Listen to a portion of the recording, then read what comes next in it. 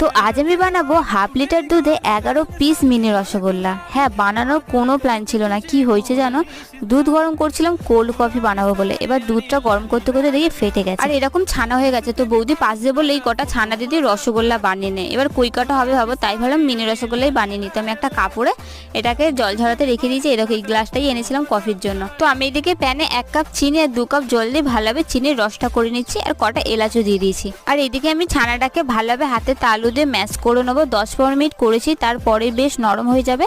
আর এরকম ছোট ছোট আমি রসগোল্লার শেপ দিয়ে দিয়েছি এরকম ভালো ভালো করে। আর দেখতে হবে কোথাও যেন ক্র্যাক না থাকে।